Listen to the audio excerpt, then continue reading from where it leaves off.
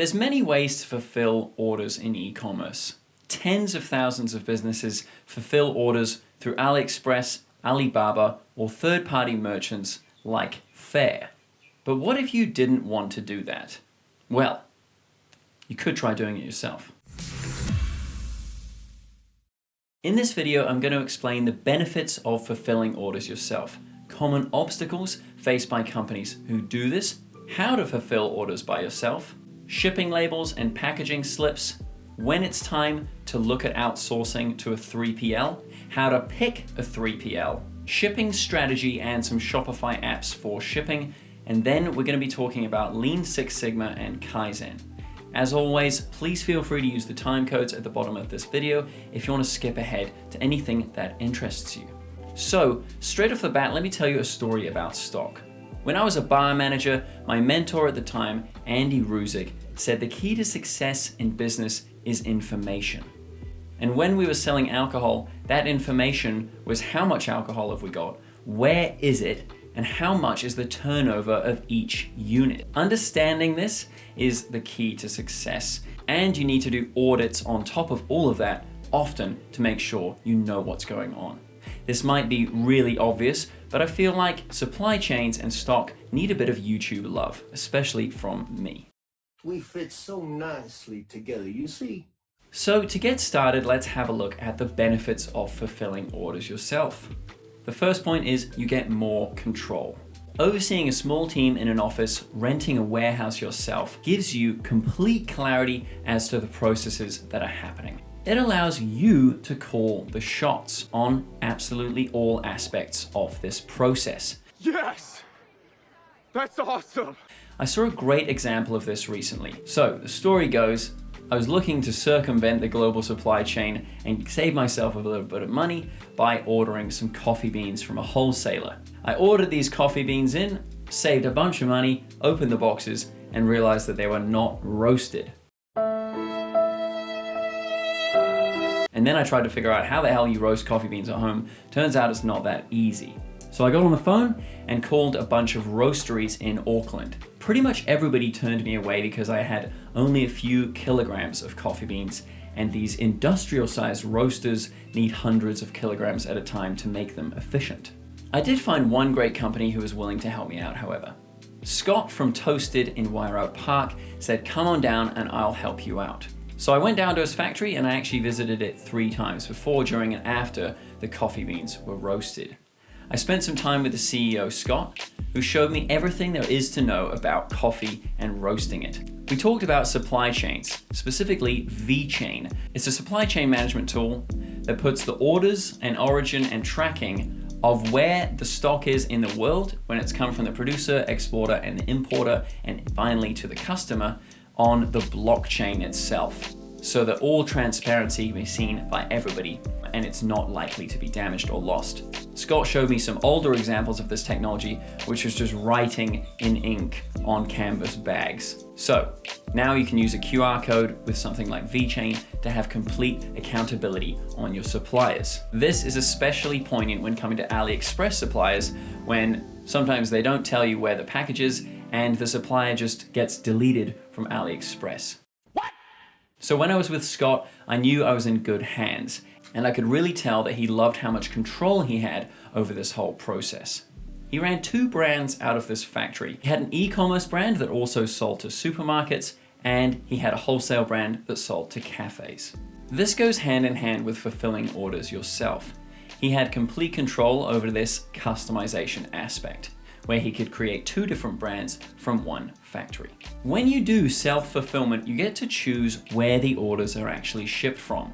This might seem like a small detail to you, but when people are searching and scanning through your site, they look at the address. If it's coming from a big industrial estate, or if it's coming from a residential area, that says 2 different things about your company. Mom and pop store, big industrial conglomerate. So it's just up to you how you want to come across. If you want to follow along with Scott and other e-commerce business owners, subscribe below and I'll be doing more and more interviews with people like that in the future. So fulfilling your own orders is usually for when you're just starting out in e-commerce and you want to have costs low. And if you're really big, you can rent your own warehouse and employ a workforce of your own. Now, I'm not sure where you are in your journey. My assumption is that you are a beginner, but that assumption is always going to stay an assumption unless I have some data. So please comment below so I can know where you are in your e-commerce journey, and then in future, I can tailor these videos to suit that. Also, while you're down there, feel free to open up our slides so you can have a visual aid to this video. Now, let's look at some common obstacles faced by e-commerce companies doing fulfillment. Tracking. As discussed, you need some technological accountability in order to make sure that you know where the package is and the customer knows where the package is. Conveying this information to the customer is another essential part of fulfillment. If people expect delays in e-commerce, then they're going to be far more forgiving. When it's an unexpected delay, they're going to be a bit more scathing. Customer service. There's many mistakes that can go wrong here, and you always need to make sure the customer knows what's happening. Things like misprinted labels, late deliveries, and the wrong variants are sure to put you in a bit of a bad spiral in the eyes of the customers. Inventory and warehouse management. This is where most errors happen in fulfillment due to human error. 3PLs employ a large amount of technological solutions and system solutions in order to make sure that these errors don't happen. And you might be wondering, it doesn't really matter if 1 or 2 errors happen. But remember, 1 or 2 errors can lead to 1 or 2 bad reviews on your Instagram page, your Facebook page, or just a horrible email to you. And these sorts of reviews are going to sow doubt into your new customers. The easy solution to this is to talk to the person who's complaining. Make sure that you're apologizing if it's been your fault, and make sure to explain the situation, even if it is or isn't your fault. Sometimes the more negative the feedback, the better, because if you can turn it around, then you can shine in front of all of your customers. People are more likely to choose a brand that's consistently delivering on the promise.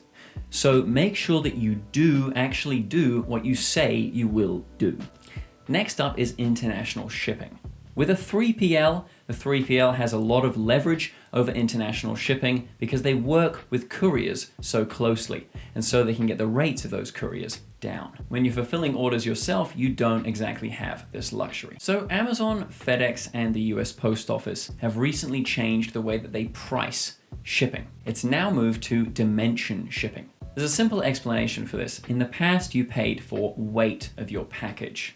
Now you could send a 50 centimeter package that weighed about 10 grams and put it in a truck with a courier. The couriers soon figured out though that they could charge far more if they could get 5 10 centimeter parcels in that space and charge a little bit extra.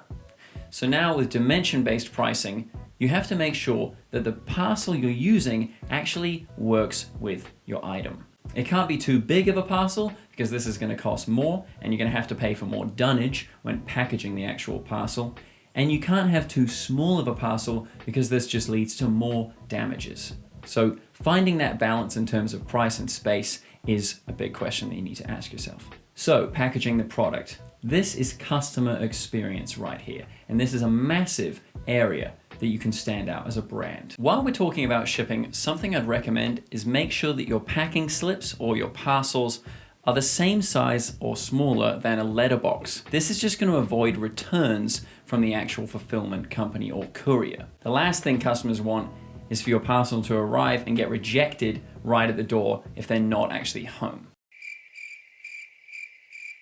If you can make sure that they don't have to sign for it, this is just going to make the whole process easier and they're going to come back to you in the future. Now, when actually packaging the parcel, you need to think about unboxing. There's a whole customer experience here that's a massive part of your brand, and this is where you can shine. People used to shop in stores. They would browse products, they would talk to acquaintances and be friendly with the clerks.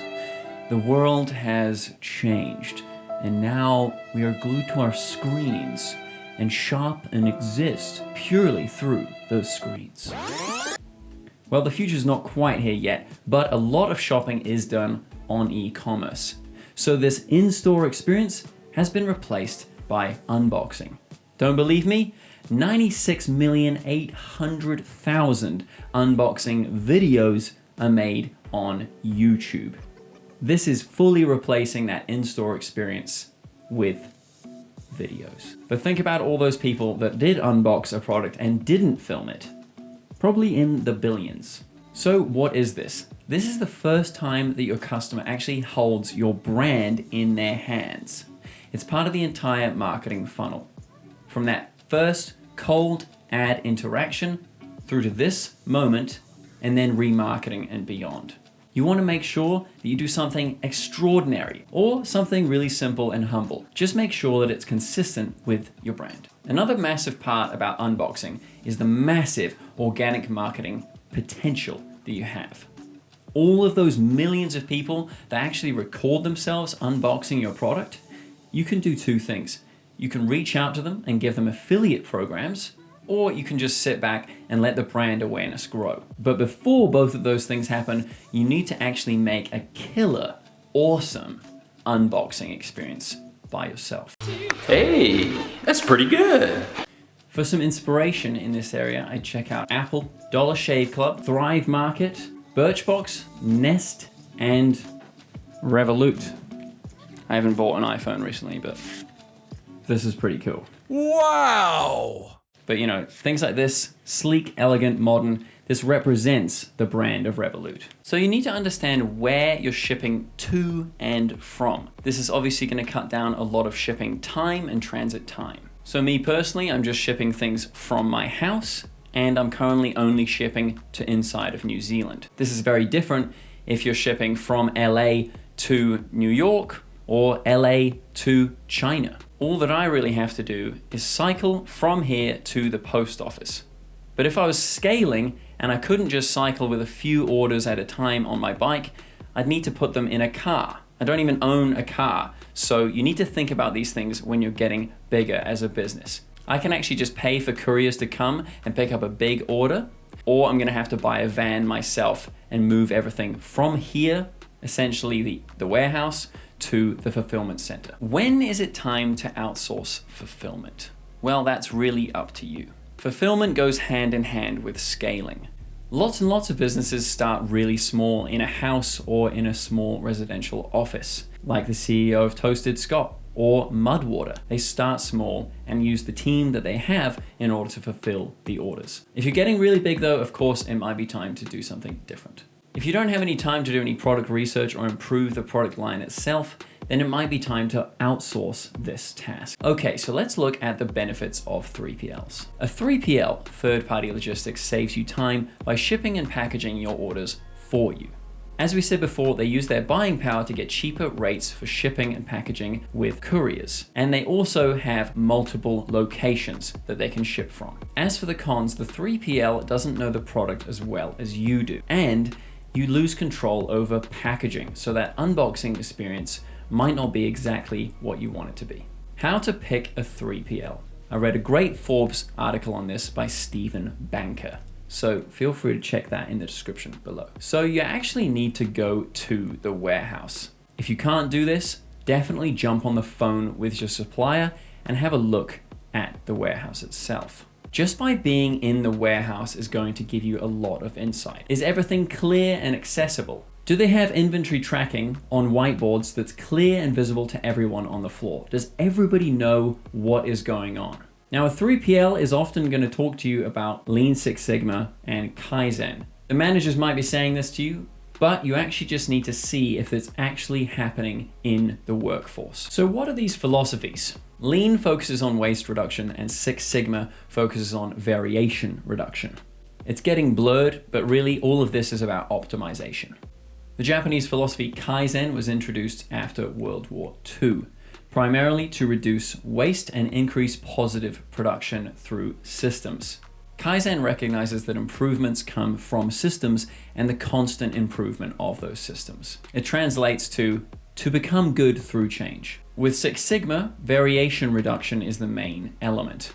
Now, variation is just where things happen differently at different times. Going back to the bar analogy, when I was a bar manager, I would make sure that everybody would make the drinks that we were selling the same way.